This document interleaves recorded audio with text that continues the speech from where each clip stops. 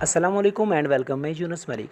दोस्तों, निकाह के बहुत सारे इकसाम्स हैं जिनको आज के दौर में जायज़ करार दिया गया है, जैसा कि निकाह मुता, निकाह मिस्यार और बहुत सारी इसकी और भी इकसाम हैं। लेकिन इस वीडियो में हम बात करने वाले हैं कि निकाह मुता क्या है, कैसे किया जाता है और आज के दौर के हिसाब से क्या ये जायज़ है या फिर शरन ये मना है।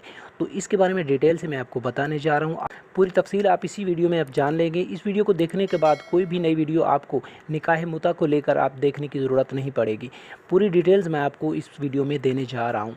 तो ये शॉर्ट सी वीडियो है, एंड तक देखिएगा ताकि आप पूरी तरह से इस मसले को जान सकें और समझ सकें, और आइंदा आने वाली अपनी ज़िंदगी में कभी भी आपको इसका सामना करना पड़े तो आपको इसकी डिटेल्स का पूरी तरह से इल्म हो। तो चलते हैं वीडियो की तरफ, लेकिन उससे पहले चैनल पे नए हैं और अभी तक सब्सक्राइब नहीं किया तो जल्दी से चैनल को सब्सक्राइब कर लें, वीडियो को लाइक कर दें और बेल नोटिफिकेशन भी ऑन रखें ताकि इस तरह की मज़ीद वीडियोज़ जब भी आएँ तो आपको सबसे पहले पता चले। तो सबसे पहले तो ये जान लें कि निकाह मुता है क्या।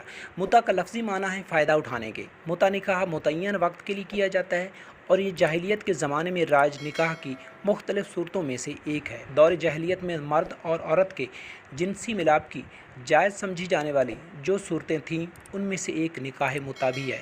इसके अलावा जिनसी अय्याशी और जिनसी भूख मिटाने की मंदरजा झैल 8 शक्लें और भी थीं जिनको बाद में इस्लाम ने आकर रद्द कर दिया, जिनकी तफसील बयान कर देना ज़रूरी लगता है, और वो ये हैं। नंबर 1, किसी मर्द के किसी औरत के साथ खुफिया ताल्लुकात। जाहिली सोसाइटी में जायज़ तस्वर होते थे। उनका फ़लसफ़ा ये था कि मर्द और औरत के ताल्लुकात का इजहार बुरी बात है। अगर ये ताल्लुकात खुफिया हों तो कोई हर्ज नहीं। और ये चीज़ वैसे आपको अफसोस होगा कि आज के दौर में भी ये चीज़ राइज है और इसको इतना मायूब नहीं समझा जाता। हम लोग सोसाइटी में सिर्फ यही ख्याल करते हैं कि किसी को पता ना चले तो फिर कोई बात नहीं है। इस सूरत को कुरान करीम ने मुत्ताखिज़ात अक़दान से ताबीर फरमाया है। नंबर 2 पर है कि कोई भी दो मर्द आपस में बीवियों का तबादला कर सकते थे और ये इस मुआशरे में जायज़ समझा जाता था। आपको पता होगा कि जो लोग अपने आप को हाई सोसाइटी का फ़र्द मानते हैं आज भी ये रस्म राइज है और उनके अंदर इसको जायज़ समझा जाता है। तीसरे नंबर पर जो उनके अंदर बहुत बुरी रस्म थी दौर जहलियत के अंदर, वो थी कि 10 से कम अफराद एक औरत के साथ बारी बारी जिनसी ताल्लुक़ कायम करते थे, और अगर बच्चा पैदा होता तो वो औरत उन सब को जमा करके बच्चा उनमें से किसी एक से मंसूब कर देती थी और उस शख्स के लिए इनकार की गुंजाइश नहीं होती थी। यानी उस शख्स को मानना पड़ता था कि जब तय हो गया तो बच्चा उसी का है, भले उसके नुत्फ़े से हुआ है या नहीं हुआ है।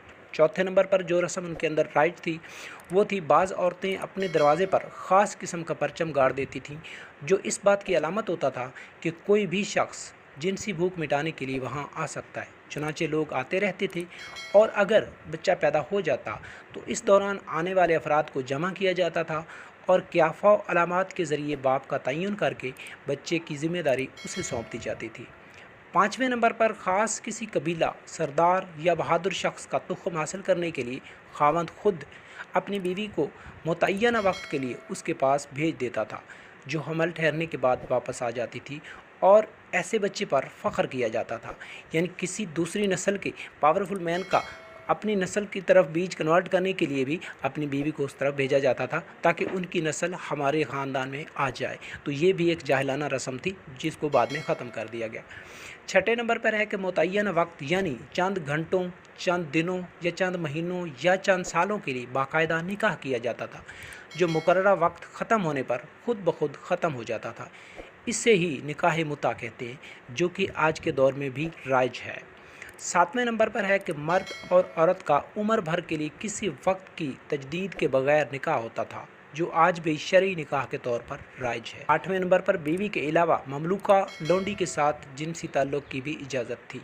ये सब सूरतें दौर जाहिलियत के उर्फ़ और सोसाइटी में मर्द और औरत के जिनसी ताल्लुक़ की जायज़ सूरतें शुमार होती थीं। इनमें से दो सूरतों को कुरान करीम ने बाकी रखा और बाकी तमाम शक्लों को ममनू करार दिया।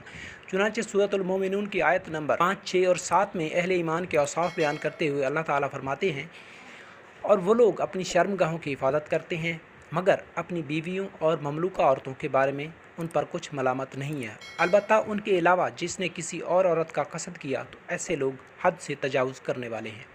अलबत्ता बाकायदा बीवी और निकाह के बारे में अहले सुन्नत और अहले तशरीह के एक बुनियादी इख्तलाफ का तज़किरा ज़रूरी मालूम होता है। वो ये कि निकाह के जिस शक्ल को कुरान करीम ने जायज़ करार देकर बाकी रखा है उसमें निकाह मुता यानी मुतय्यना वक्त के लिए किया जाने वाला निकाह शामिल है या नहीं।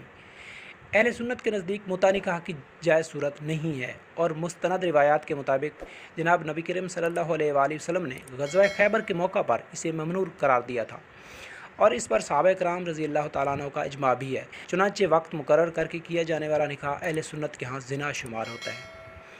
पाकिस्तान अहले सुन्नत की गालिब अक्सरियत का मुल्क है और अहले सुन्नत के तमाम फ़क़ही मज़ाहिब के नज़दीक निकाह मुता क़तई तौर पर हराम है।